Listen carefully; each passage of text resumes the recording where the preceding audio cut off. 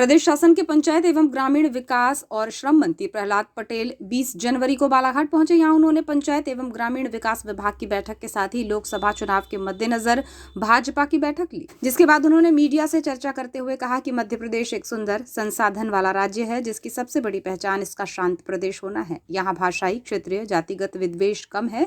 ऐसी स्थिति में हम मध्य प्रदेश को नंबर 1 राज्य बना सकते हैं। उन्होंने कहा कि जल और मल की निकासी अभी भी ठीक नहीं है। कुछ चीजें हैं जिसके साथ हमें न्याय करते हुए बेहतर ढंग से काम करना होगा।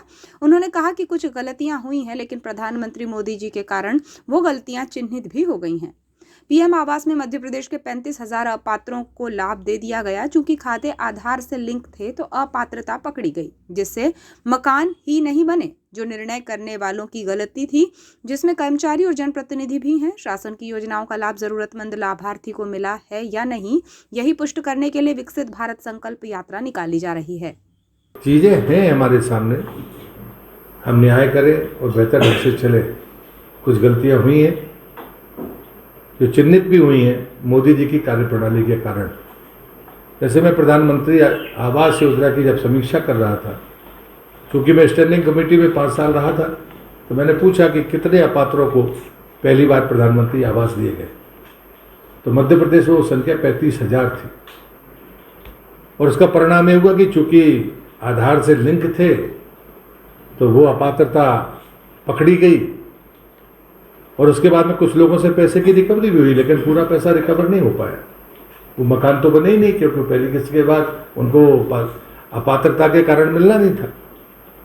ये निर्णय करने वालों की गलती है, अब वो चाहे जनप्रतिनिधि हो और चाहे वो कर्मचारी अधिकारी हो। जो विकसित भारत संकल्प यात्रा मोदी जी की है, वो इसी बात को पुष्ट करने के लिए है कि सरकार ढूंढे कि कोई जरूरतमंद लाभार्थी होने से बच तो नहीं गया।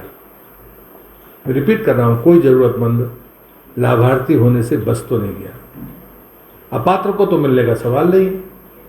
और इसलिए मुझे लगता है कि सैचुरेशन की तरफ हमें अगर जाएंगे तो हम बाद में कोई अच्छा काम कर पाएंगे।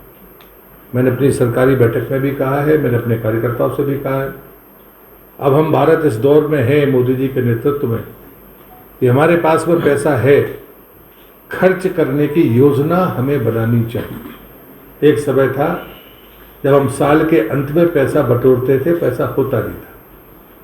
अब स्थिति ऐसी नहीं है। हम दुनिया में 5वें नंबर की अर्थव्यवस्था से ऊपर चले गए। 4थे नंबर की अर्थव्यवस्था को हमने कब पार कर दिया पता ही नहीं चला देश को। शायद हम बहुत जल्दी 3रे नंबर की अर्थव्यवस्था होंगे।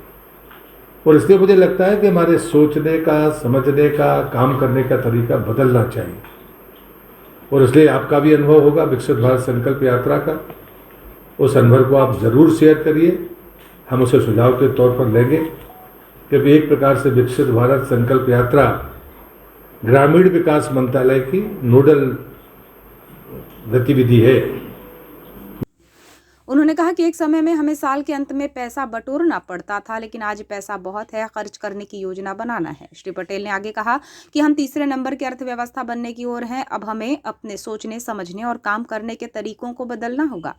पंचायतों में रेत के कारण निर्माण कार्यों में आ रही दिक्कतों के सवाल का जवाब देते हुए श्री पटेल ने कहा कि संकट रहा है, भौगोलिक परिस्थिति के आधार पर उस पर ध्यान दिया जाएगा और CSR के बारे में ही सोच रहे हैं। उन्होंने कहा कि इस मामले में वो जिलाधीश से भी जानकारी लेंगे।